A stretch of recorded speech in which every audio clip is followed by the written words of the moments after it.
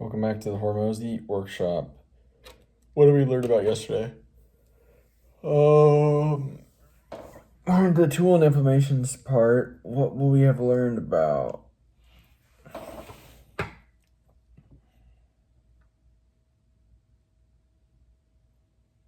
Dang, what would we have learned about? Tools and implementations. Playbooks.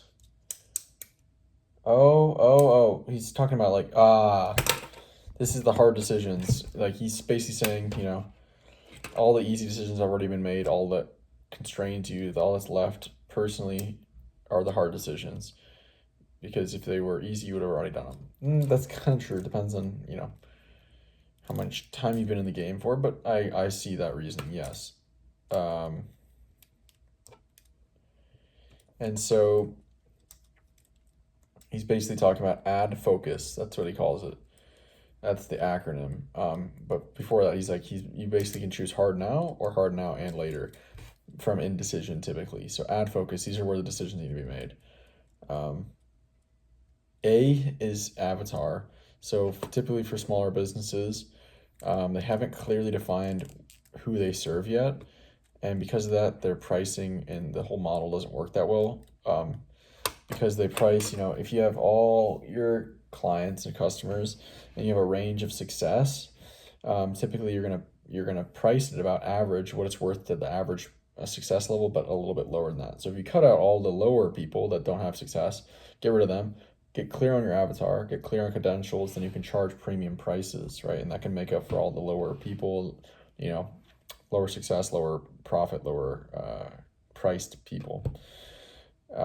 D, this is data, right? So gathering the data. What happens if you can't collect the data? Well, you got to make decisions with incomplete data. You're going to be wanting to make decisions in the correct directionality, rather than in absolute terms. Right?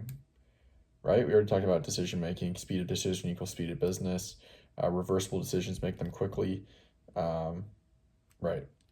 If you can get the data, however, that should become a priority of your business, possibly. And then we get to the F of add focus, which is focus itself. This is, you're juggling a lot of things, multiple businesses potentially, whereas you just need to cut out all the distractions and the other things and just get focused on the thing. And that's not also just about juggling, it's about this experience of an entrepreneur. So first, entrepreneur is rewarded typically for jumping ship, right? They quit their job to pursue entrepreneurship. They're rewarded for that. So then he thinks that's the origin of the addiction to jumping ship. So you get this new gold item, this new shiny object syndrome, right? You're like, oh, look at this, let's jump on this thing. And at the beginning of the journey is basically ignorant or naive or unearned optimism. Then, it's uninformed optimism. And then you go up, and then you come down, and eventually you start to trend below that. And this is informed pessimism, right?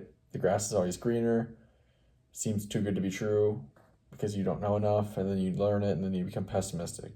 Then you go down, and you're in this down low valley of despair.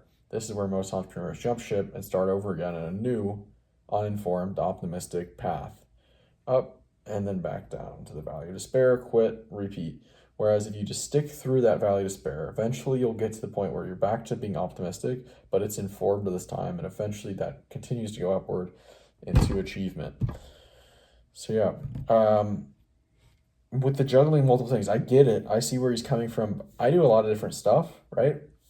And it's largely just to learn. It's to learn because I think learning is the most high leverage thing you could do, and to gain more skills and become more aware and become a better problem solver and be able to communicate ideas and articulate ideas more clearly and yeah, communicate with more different people.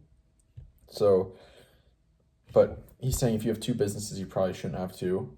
But again, Elon Musk, richest person in the world, one of the most successful business people of all time, contradicts that rule. So he's not talking to the outliers typically. He's talking to just hey, you want to be more successful than you are, and you want to make more money as an entrepreneur than you do. These are good general principles. So I don't agree with everything he says, but I totally agree with this optimism, pessimism, and informed journey.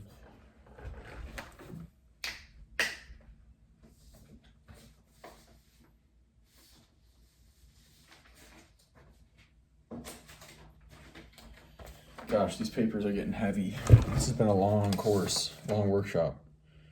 Okay. Strategic decision is to cut for the avatar, cut out the bottom people. We already talked about that. Price in the middle, or price at the premium. All right, let's jump back in then and continue learning, and I'll be back to recall in a bit. All right.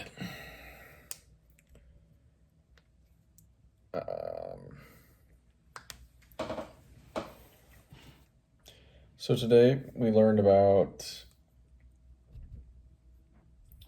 some more of these hard decisions you got to make sometimes that are constraining you and your business.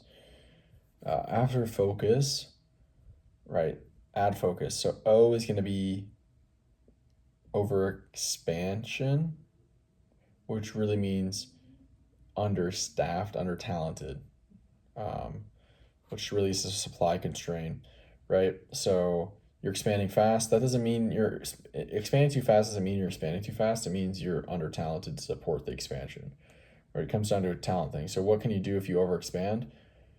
You got basically three options. He said you got you can cut back. You can take a loss, like profit loss, for a couple months till you can get someone in, or while you get someone in, manage like the next location or whatever it may be, or you can overwork yourself. So those are the hard decisions there. Add focus. C. Compensation. This could be overcompensation of employees, undercompensation. You've got to restructure compensation. That's a hard decision. What do? You're going to have people leave. He kind of said, you sit them down. You got to just be honest with them why you're making the decision, why the business needs it, in order to keep growing and to survive, and for the employees and for the customers.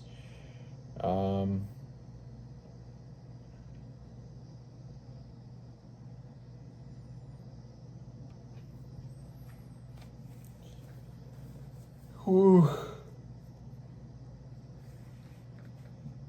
Then we got U, which is underpriced. He said 40% of the people on the call seemed about 40% to be underpriced. There's a pretty direct relationship a lot of the times with service business and the amount of the price of it and the quality of it, right? So you want to aim to continue to increase your price over time.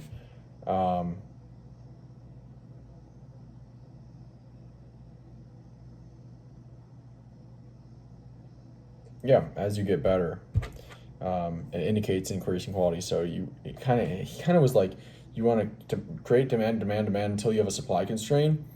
Keep delivering like amazing service. Keep building that good reputation and brand. Release the supply constraint by hiring good quality talent, but also before you hire talent, increase price.